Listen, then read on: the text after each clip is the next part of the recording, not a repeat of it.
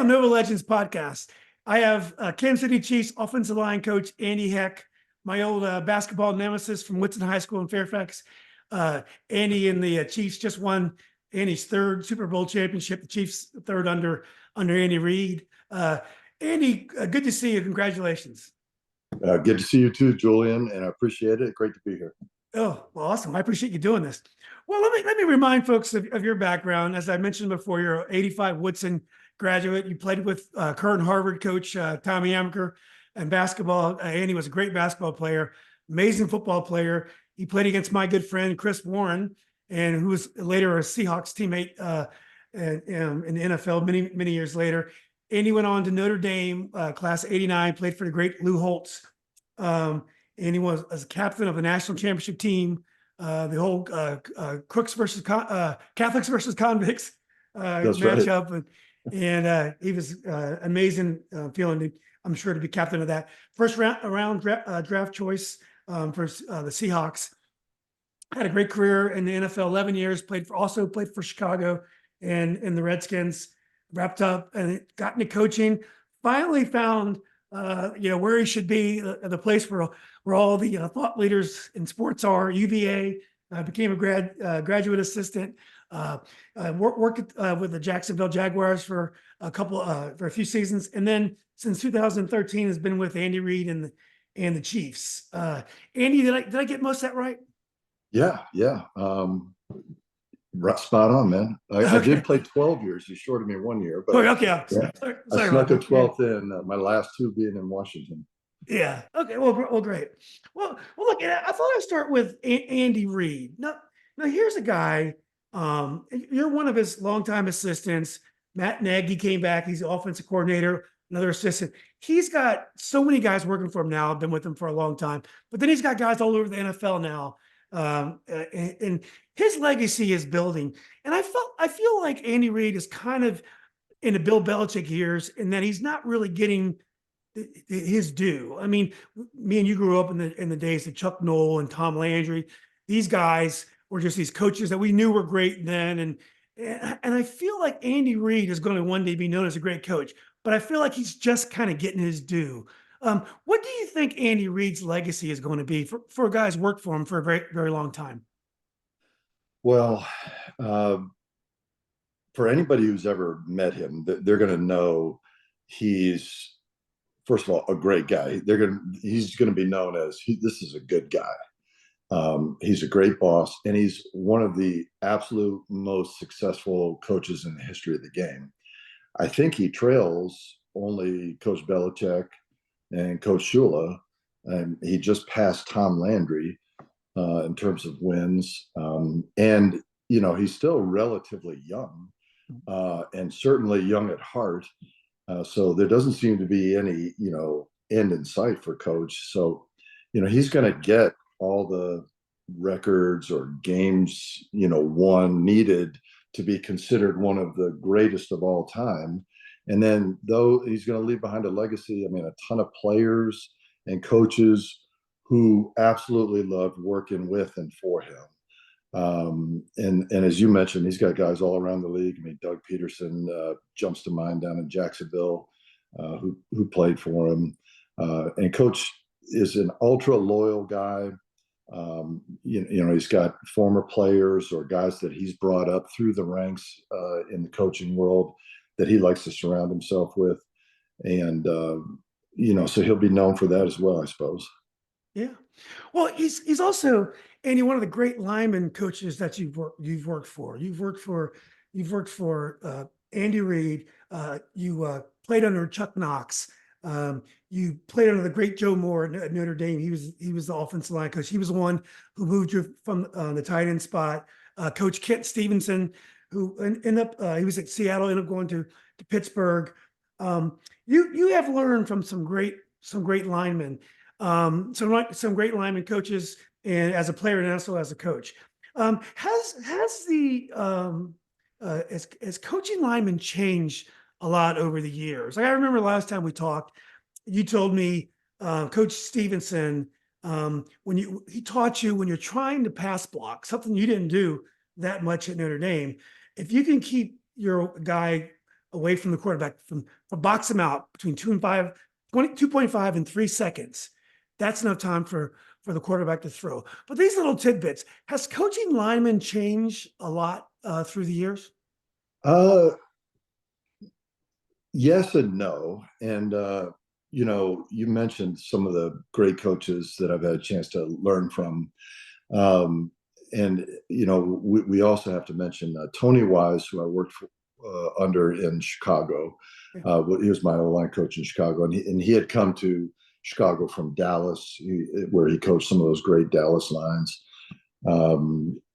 Hudson Houck was a great teacher. I only had him for a year. Howard Mudd. These are legendary names. And then Russ Grimm, finally in Washington.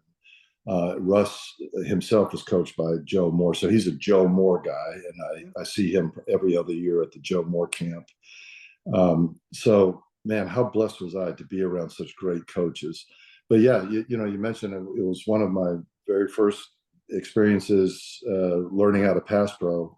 And Ken Stevenson, probably with Chuck Knox right there, an old O-line coach himself, tell me, hey, you used to play basketball. I mean, all you got to do is stay between this guy and the quarterback, and do it for about 2.5, 3 seconds. Now, that seems pretty easy, right? But really, football is not a complicated game. I mean, when you make things simple, and that's what I try to do as a coach now myself, is just make things seem simple. You get, no matter how it might be a complicated looking blitz, but let's try and make it seem simple for the guys, boil it down to the nuts and bolts of it. And, that buoys their confidence. It certainly did for me. And I thought, yeah, shoot, I could do that. I mean, I could do it as well as anybody, I suppose. And then I got to working at, well, how do you do that? Where do you put your hands? Where do you put your elbows? But in terms of how much has it changed, good football players, people who love the game, and really, I'm lucky in coaching the offensive line. And I'd say, O linemen are kind of universally the same. They're guys that just love ball. They love to play football. They love to work. It's not necessarily about the credit or the limelight. I mean, that's the stereotype of an O-lineman, but it's so true. I mean, these guys just love the grind of it and the camaraderie, the kind of the team within the team. So I'm lucky in that, coaching these guys is probably not any different now than it was 30 years ago. They're the same kind of guys. Every once in a while, and maybe this has changed. I think Madden video games may have something to do with this. Social media, the guys are so connected. They realize the power that they have when you talk about the stakes of contracts and money, even at the college level now. Players feel, I suppose a word with a negative connotation would be entitled. I like to phrase it as they feel like they've got a say. And in some ways they do. So finding that working relationship, that might be the new challenge for coaches. You can't just, yell and scream at them and say, do this many jumping jacks and go run around and do this and that. I mean, you've got to work with these guys. But if you have something that will help them get better, and I think this was probably true way back when. If you can help someone achieve their goals as a player, as a team, then they'll listen to you. I mean, they want to play. They want to be good players. They want to, get paid. And so, if you can help them get that done, they'll listen to you. And so, finding the right way to communicate with guys is always a challenge. I doubt that has changed much in the last 30 years. Yeah. Well, you had a great line this year, and you had two linemen in particular that were decorated. Joe Thuney in his second year with the Chiefs, who unfortunately missed the playoffs. He missed the last, I think, 2 games with an injury. And Creed Humphrey, who was, I believe, in his third year. Joe Thuney made first team All-Pro. Creed Humphrey made second team. You were talking about helping your players. Is it a much different task to kind of mold and just kind of give some nuggets to a guy like Joe Thuney, who's a Patriot on the all decades team, as opposed to Creed Humphrey, a guy that you're trying to mold and trying to help him, find his legs in the NFL, which he's doing quite well. Do you enjoy both tasks? Is it a very different task? Uh, yeah, I love every aspect of coaching, and every guy is different. And so, you mentioned a guy like Joe, who came to us as a finished product. He was already an All-Pro player, Super Bowl champion, and so you know I don't have to teach him from the ground up how to pass protect.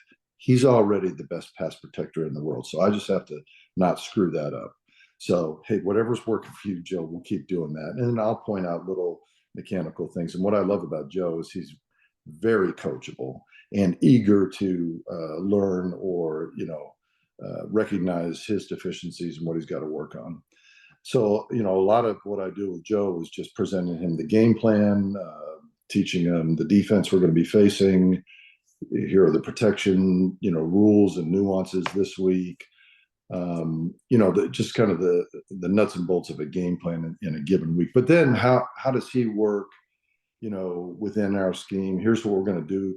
We try to do things that our players can do well, put them in a position to succeed. So this would be something I think Joe will be good at. So I'm going to do this, or hey, Joe, I know this one's a little bit tough, but I'm going to ask you to get this done. You take a guy like Creed Humphrey, came to us as a rookie, also a very good player right out of the gate from a top flight program, great coaching there at Oklahoma. He jumped out of the gate as one of the best linemen already in the NFL and had great success as a rookie. So in some ways there was a lot of similarities to Joe, but it was just, okay, got to teach this guy our language, got to teach him our offense, what's expected. And I'll say this about Creed. He's a rare bird in that, first, he's very smart, and as a lot of the guys in my room are, but he has the ability to visualize what you're talking about. When I first got into coaching, I was surprised that a lot of players don't have this ability. You're talking about something physical or mechanical. They should be able to picture it, but that's not the case. They have to actually go out there and walk through it. And so that was a learning process for me. Like, wow, people really do learn differently, or can't even picture. Well, you don't have to cover three safety rotates out of the sky and he's going to be spinning down over the tight end. We have to literally go outside with a lot of our guys and show them what that looks like. Walk, okay, here comes our third string center. He's going to walk to he's a strong safety. See what that looks like. That's what we're talking about there. And they're like, oh, they're like, well, when you're talking to Creed, about things even much more abstract than that, he can picture it all. You tell him once, he's got it, and never makes a mental error. The guy's phenomenal that way. Are the colleges doing a better job, or is the game so advanced at the college level that the players are more ready now than they were when you played?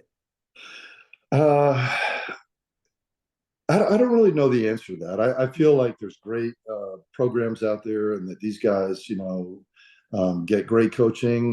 It probably varies because we get guys from all over. So, it probably, runs a spectrum. From some guys didn't get necessarily great coaching or preparation for the NFL world. In other cases, incredible, stupendous. They spend a lot less time in the classroom, so they really have. Even though I'll tell you, man, these college programs, we take a lot of stuff from them. We learn so much from them, but they've got to be doing it in a way that they can do it in a little amount of meeting time, and that 120 guys can absorb this information and go and play. So it's not super complicated, I don't think, but man, those guys are great innovators with the game. And so I definitely, love to watch college football tape and take little things I see from that. Yeah. Well, Andy, how profound was it when Joe Thuney got hurt? Like, when you lose an all-pro lineman, one of the best in the game, and you have to, Nick Allegretti took his spot. How profound a change is that when you have to bring in your backup lineman and you replace one of your top linemen? Ordinarily you probably don't have a replacement for every position. You probably have 3 or 4 that can go in different directions. Is that a big move to make, and something that you really have to think a lot about when you make those kind of changes? It is. and it isn't. You know, so we have only X number of players on the roster, 53-man roster. Nick Allegretti, who stepped in and did a beautiful job, is one of our swing interior players. He can play both center and guard. He was a center in college, was his best position coming out, but had played guard as well. So we continue to cross-train Nick. Nick's played a lot of football for us over the years. He started in another Super Bowl for us some years ago. And so I've got a lot of confidence in Nick. He's now won his third ring with the Chiefs.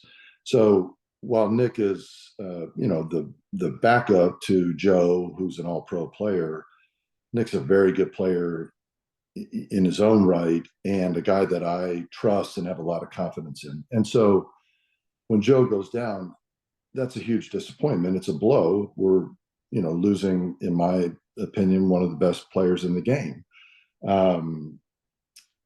And okay, but that's also part of the game. That happens. It happens to every team. It happens every year. You hate for it to happen. I hate for Joe that he didn't get to play in a couple of those big games. But it's part of the game. And so, I don't dwell on it long at all. I just move on. So next man up, that's kind of, and I think that's how, and the guys do a great job with it. They're, nobody's more prepared than Nick. He steps right in. We barely, have any drop off, and he's expected to operate our offense. Yeah. Are there special challenges for blocking for Mahomes? Like I remember when I interviewed Ray Roberts, I believe your former teammate, but he was talking about the difference between blocking for Barry Sanders and Chris Warren. They're just very different in how you have to block. Mahomes is very, unique because now he can create so much on his own. But are there special challenges for blocking for a guy like that as well? I would say no, not really. Other than if you're a guy that isn't used to finishing to the echo of the whistle, you better get used to it fast because when a play might break down and a lot of times be over. Okay, whether a guy threw it away or took a sack, Patrick's going to find a way to extend that play. I mean, he doesn't take a lot of sacks, and he isn't just going to throw it away. He's going to, scramble and extend the play.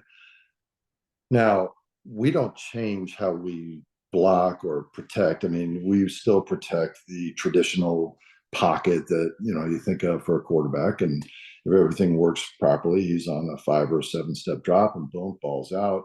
And so that's what we protect.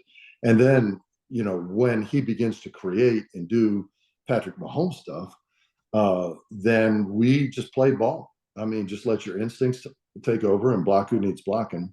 And let's make sure that, we're not downfield until he crosses that line, because he's going to chuck it down there more than likely. And if he takes off running, then we go find some work and block a defender. So that doesn't, you can't really practice that. I mean, I suppose the games are the best practice, but you quickly get used to, hey man, we got to keep going.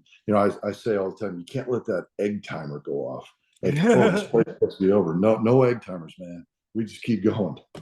Yeah. Well, Matt Nagy came back to the Chiefs from the Bears, and Eric Bieniemy, as we know, came to Washington.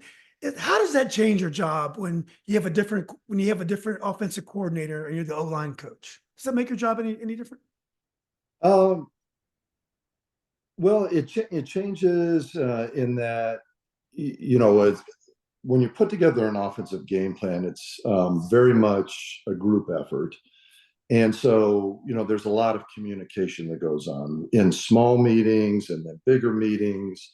And so, and look, I know Matt, of course, Matt was with us before as our offensive coordinator. He was with us before as our quarterback coach. And so I've known Matt a long time, before he came back to us. And so have had many of these meetings with him. So, I mean, yes, a meeting with Eric Bieniemy to talk about the run game goes and sounds a little differently than it does when I have a meeting with Coach Nagy. But ultimately it's the same. I mean, it's a great, like, we know each other's thoughts. We know what we're trying to accomplish as a group. And so I love working with both those guys, and it's, easily done. But yeah, sure, it's different. I mean, everybody's different. And so, that's another thing that, I'm so, there's no schooling for how to become a coach.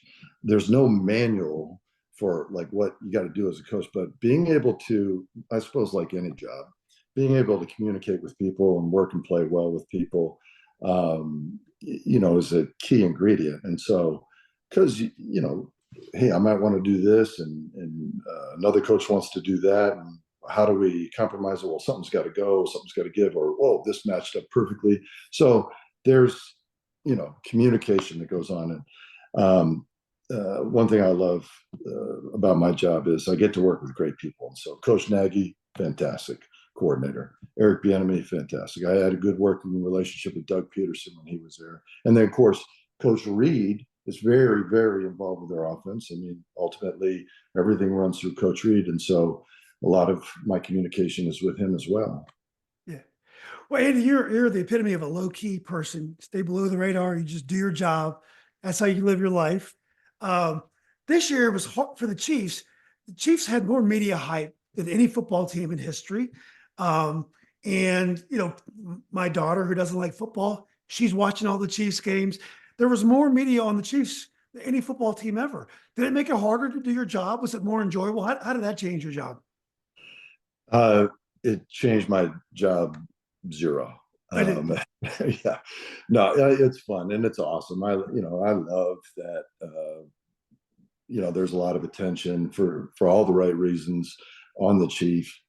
I mean, and some extra reasons. I mean, we got some colorful characters on our team. You talk about Kelce, and there's the Taylor Swift thing that's going on. I mean, there's more attention. But man, one great thing about football, when you come into the building and you set about the job of getting ready for a particular game or team, you can leave all that behind and out there. So, I'm not a guy. I try to stay off of reading about stuff in the papers or online. I definitely don't have a social media presence, and so that's a survival mechanism. And I could just focus in on my job, which is not super complicated, a lot of fun, but I could just bury myself in the work for the season, and then and the guys, and get them ready to play, and then we just collect wins and championships.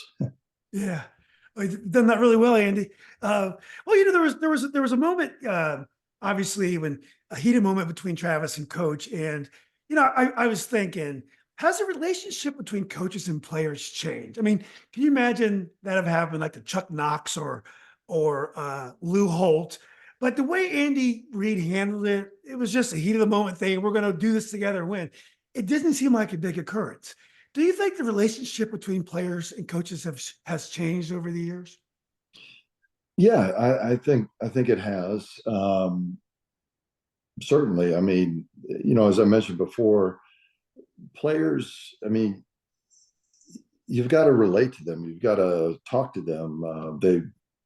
They have a say, and so you can't just bark at them or draw lines in the sand. I mean, that just doesn't work. And nobody does that better than Coach Reid. I mean, he loves our players. He loves every one of them. They know he cares about them. And Trav Kelce is a guy. Coach has been around now for 11 years, and he loves him to death. And so, but he also knows Trav's an emotional guy, a volatile guy. But they have a working relationship and their own way of communicating. And I didn't see. I mean, I saw a clip of what happened, but I didn't see it in the moment. So I could tell you this: it's a non-issue in our building. So it probably more made of it out there than in our building. Yeah, I don't feel like much has been made of it all. It was something that you don't see very often. And I was just thinking about our last conversation when Lou Holtz threw out of practice for no reason. And it's just so funny how coaches, back then they were just so it was just different. And I think we understand this is the society is changing. You have to, part of being a great coach in this day is be able to relate to players today. Well, this is probably why you see Coach Reid at 60 plus years, still going so strong, because 30 years ago, he is who he is, and he's not a guy that just draws lines in the sand. No, he will if when push comes to shove. I mean, this is what's expected and blah blah blah. But he's also going to love his players, and he's going to communicate with them. And I bet he did 30 years ago. I mean, that's just who he is. But it's why, today they're hiring so many young coaches, I imagine, because how well they relate to players in addition to being super bright football minds. But that's why Coach Reid is still relevant today. I mean, he's a super bright football mind, and he relates to players. I mean, he loves them and they love him. Yeah. Well, Andy, in the game itself, I mean, I heard a lot of coming in that, the Kansas City offense wasn't as explosive as the year before. It's more of a defensive team this year. But when I watched the game, and I know you were down 10 points or whatever, and you were down 10 points last year. And I never was really. I always felt like if you had the ball last year, you were going to win. No matter what happened, if you had the ball last year, you were going to win. But in the first half, there was difficulty moving the ball.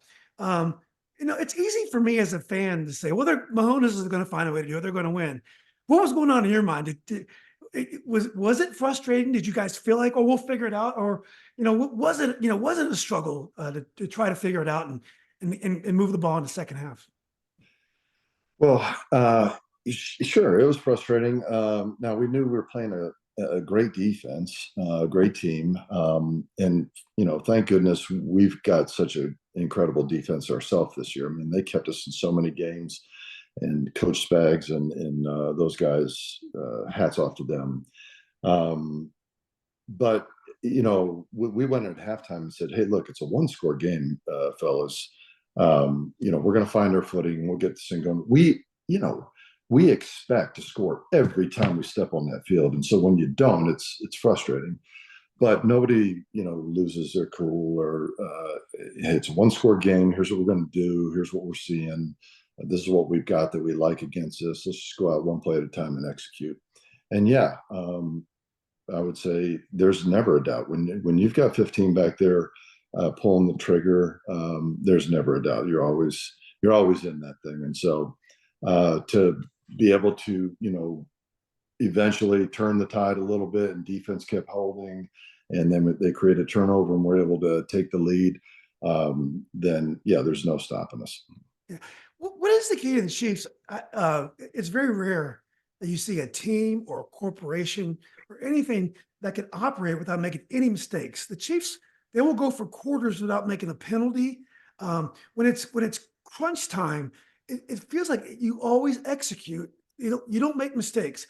I've known from any sports I've ever played, any organization I've ever been in, it's very hard to get that level of efficiency. There's always something that you're trying to remedy, or something's messing up. How is it that the Chiefs are able to make these clutch drives when they have to, and everyone executes? No one goes off sides. Nobody holds. I've seen this time and time again. What causes the Chiefs to be able to execute so well? Well, I would say, when people talk about, the Chiefs had an up and down year, and we did have our struggles, just particularly offensively. Oftentimes, just the sort of things you're talking about were at the root of it, whether it was penalties or untimely turnovers. And so that is the challenge, to eliminate those things. And so how do the Chiefs do that as well or better than other teams? I think it probably comes from having the right people in the building, starting with Coach Reid and a guy like Patrick Mahomes, and then a terrific defense. There is an accountability. And so it takes, those kind of errors, unforced errors, a lot of them I like to call, stem from a lapse in concentration. But when there is a heightened sense of accountability to your teammates,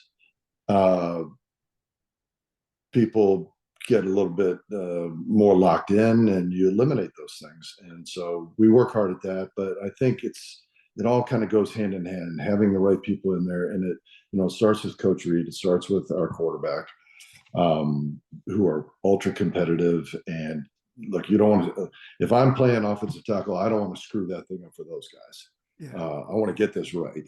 Yeah. I think we think of pro players as playing for the money, but when you guys win, the joy that you see, it's unbelievable. I mean, it's not fake. I mean, these people, they make so much money, but they love it. They love to win. How would you compare it? I know it's been many years, but how would you compare winning an NCAA championship, winning with Notre Dame, to a pro championship? And I know you're a coach now, you're a player there. But I feel like when pro players win a championship, they're like schoolboys all over again. And they're silly. They start breaking out in song, and it seems like the same joy as you see in college. Absolutely, 100%. I mean, like, they make good money, and the money is great. It's a good job, but that's not what it's about for them. I mean, they're playing the ultimate team sport, and when all these guys and all these different working parts come together, and you go through adversity, and practicing football is not fun. It's hard. There's nothing fun about it. And they go through all that. I mean, we started training camp 210 days ago. It's been a long season, and then we've had many long seasons stacked on top of each other. So you go through all this. I mean, yeah, nobody is thinking about the money like in the heat of the moment. They're thinking about winning and doing it for the guy next to him. And there's no greater joy. I mean, and I truly believe it. It's the ultimate team sport. When you accomplish that, whether it's an NCAA championship or a Super Bowl, I mean, it's the greatest feeling in the world to have done that with a group of guys. There's a connection, a bond, a love there that, you can't be matched. And so that's what they're feeling. It's genuine. It's real. Right. Well, Andy, look, I appreciate your time, and this is a busy week for you. When you're a team and you win the Super Bowl, how much time does Coach Reid give you to enjoy it? When does the work begin to get ready for training camp? Contracts need to be signed. What we got? I mean, how much time does Coach Reid give you to enjoy this? He Coach is great. Of course, we had our celebration yesterday. We had a parade, and our prayers go out to the. Oh, absolutely. There was a shooting at the parade, senseless act of violence, and we're still getting details on that. But our thoughts and prayers go out to everyone there. Absolutely. Fortunately, everybody on our team and in the Chiefs organization was out of harm's way, and everybody's good. But so we had that, and then we get about a week off here, and then the next thing we have coming up, and it's just around the corner, is the combine. We're there, and we start jumping into the college evals, and then free agency. The coach gives us. He's really good about giving us some time away to be with our families. Just kind of clear our heads. So we'll get a week here. We'll get a couple weeks in the spring, and then we get our summer break. So he gives us plenty of time off, but there's a lot of work to do, and it comes up quickly for sure. Yeah. Well, last question, Andy. You almost played against Charlie in the conference final, the conference championship, I believe, right? Because he That's right. was in Texas. Were you keeping an eye on the Texans, and would that have been a special moment to play him in the playoffs? Oh, 100%. I mean, as we're getting ready to, for our next opponent, we knew it would be the winner of that game. And so we're preparing for, well, here's Houston's defense, here's Baltimore's defense. And it would have been super special to play against Charlie and his Texans. And then and my other son, John, was working in the weight room for the Texans. Oh, I didn't know that. Oh, he has since at the end of the season moved on. He's now at Troy State University. He's working in the weight room as a strength coach. But yeah, we would have faced both our boys, and that'd have been special. Although my wife Jen, she wasn't up for that. That would have been super stressful for her.